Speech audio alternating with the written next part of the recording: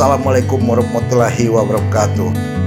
Selamat siang para pemirsa semuanya, dimanapun kalian berada. Jumpa lagi dengan saya Tommy Riyaldi, wartawan beritaonline.co.id.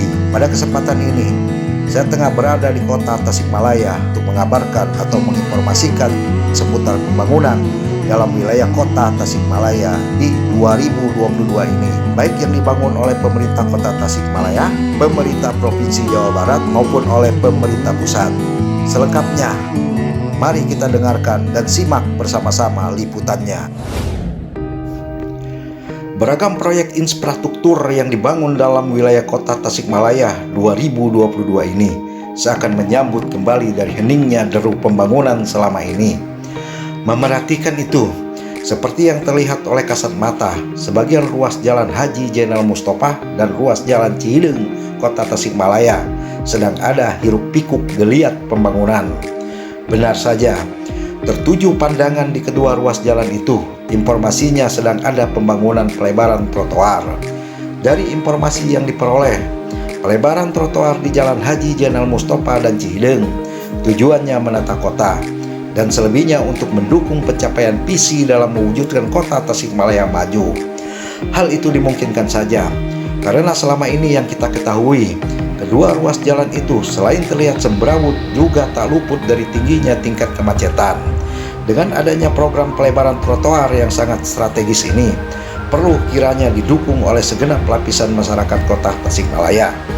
Mengingat, sebagaimana yang kita ketahui bersama, kota dan kabupaten lainnya di Jawa Barat jauh lebih dulu memiliki kawasan layaknya kawasan pedestrian.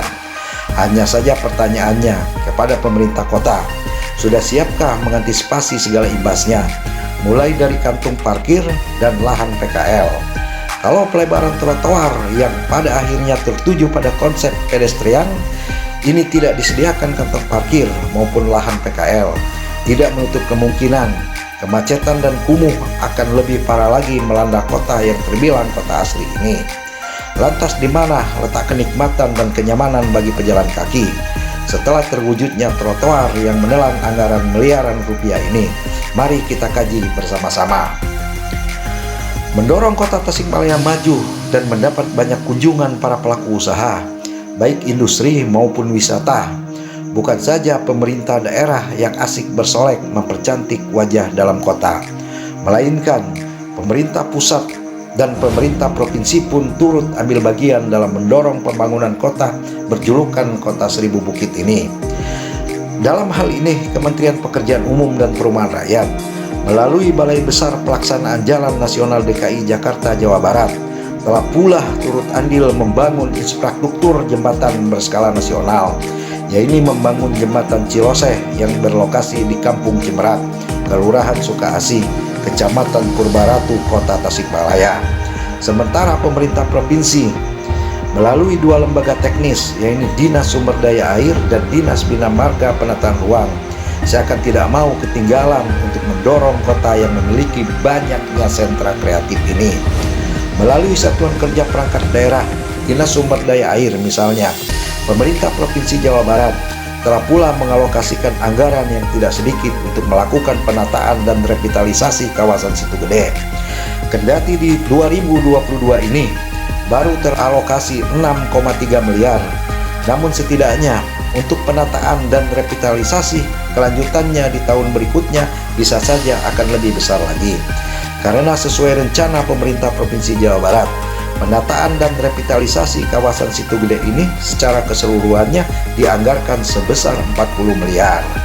Selanjutnya di bidang jalan dan jembatan, melalui Dinas Bina Marga dan Penataan Ruang, di 2022 ini UPTD Pengelolaan Jalan dan Jembatan Wilayah Pelayanan 5 telah pula turut membangun.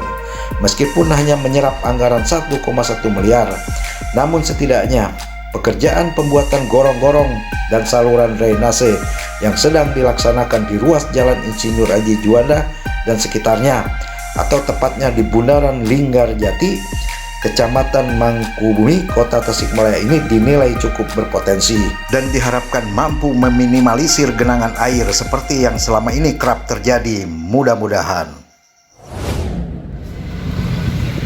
Demikianlah pemirsa, semoga pembangunan di kota Tasikmalaya yang saya kabarkan dan tayangkan ini benar-benar untuk kepentingan masyarakat banyak pada umumnya.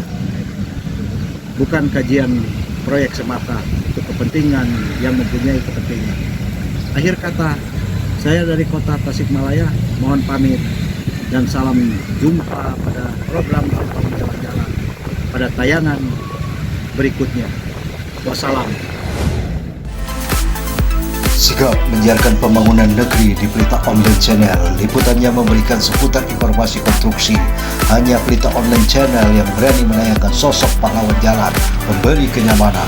Saksikan berita seputar pembangunan setiap Rabu jam 5 pagi di Pelita Online dalam program Bangtong Jalan-Jalan.